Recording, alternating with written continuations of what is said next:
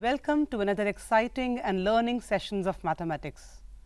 I am Himani Asija, and today we shall learn about linear inequalities of class 11th. Let us see what we are going to deal with today. Linear inequalities in one variable, finding the algebraic solution of linear inequalities in one variable, representing this solution in the form of an interval and on the number line, rules of solving linear inequalities. Linear programming dates back to World War II between 1947 and 1949. The father of linear programming, George Dasning, designed various linear programming problems to maximize the profits and minimize the costs involved in real life situations. Linear inequalities and objective function are a part of linear programming, which is a part of mathematical programming. Objective function is being dealt in class 12, so we have linear inequalities in class 11. Let's consider a real life problem. If you go to the market with rupees 50 to buy some pens and pencils worth rupees 5 and 2 respectively, under a condition that you are buying 3 times the number of pencils as the number of pens. Let us buy x pens and 3x pencils. The amount spent on the pens would be 2x rupees. Amount spent on pencils would be 15x rupees. So, the total amount spent is given by 2x plus 15x, and since I have 50 rupees in hand, so the amount I spend should be less than or equal to 50. Therefore, 17x is less than or equal to 50, and the possible values of x therefore are 1 and 2. And the possible combinations of the pens and pencils are 1 pen and 3 pencils and 2 pens and 6 pencils. The values of x as 1 and 2 are called solutions of the given linear inequality. Let us have a glance on the previous levels. Consider a number line with integers marked on it. Consider the integer, say x equal to -2. Now, any integer on the left of -2 is less than -2 and an integer on the right of -2 is greater than -2. This is symbolically written as x less than -2 and x greater than -2 respectively. So, for x less than -2, the possible integral solutions are x equal to -3, -4, -5 and so on. And for x greater than -2, the possible solutions are x equal to -1, 0, 1, 2 and so on. Now, in this list, if we include -2 also, the first list looks like -2, -3, -4 and so on. The algebraic expression of the above would be written as x less than or equal to -2. Similarly, the second list will be written as -2, -1, 0, 1 and so on. The algebraic expression of the above would be written as x greater than or equal to -2. Let us represent this on the number line now. If we are to represent x less than -2 on the number line, let us draw a number line with integers marked on it. The integer -2 is being marked as the point A. Let us represent this inequality on the number line now. Consider the inequality x less than -2. Draw a number line with integers marked on it and plot the point A as -2. Since we are plotting the inequality as x less than -2, so we mark on the number line towards the left of -2.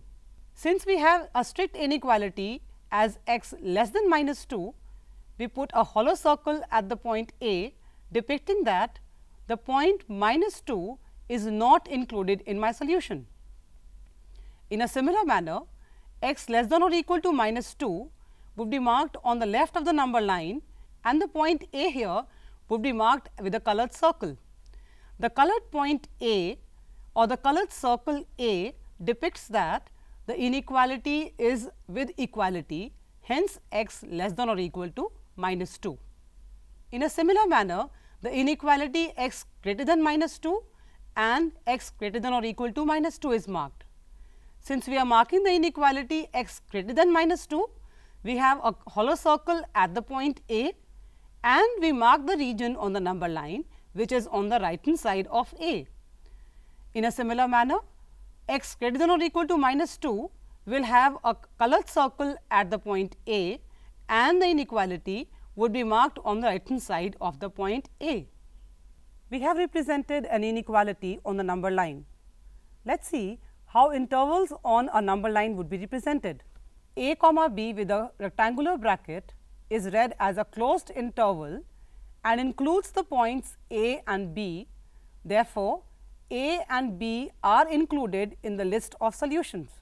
For example, if we have 2 comma 5 in the closed bracket and we are dealing with integral solutions only, then 2, 3, 4 and 5 would be included in the answer. A comma B with a closed bracket at A and open bracket at B is called a semi-closed interval, and this depicts that the point A is included, but the point B is not. So, it will have all the integral values between A and B with A, but not B. A comma B with the closed bracket at B and open bracket at A is also a semi-closed interval and includes the point B, but not the point A. So, it will have all the values between A and B, including B, but not A.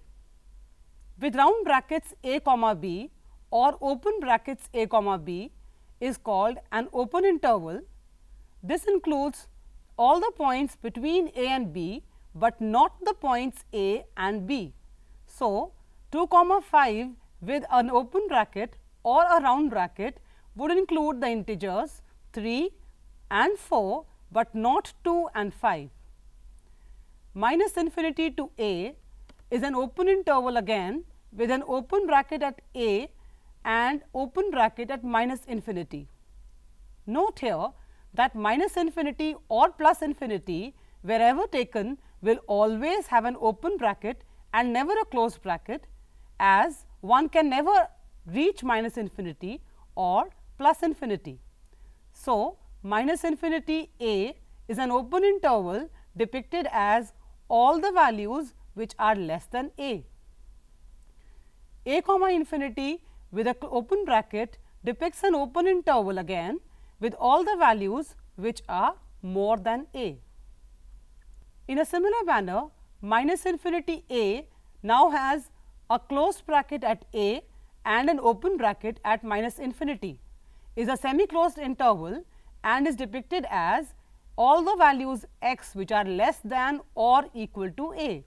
Note again, minus infinity cannot be included in the interval, but A here is included. Similarly, closed bracket at A and open bracket at infinity is a semi-closed interval and depicts all the numbers x greater than or equal to A. Let us take up some examples.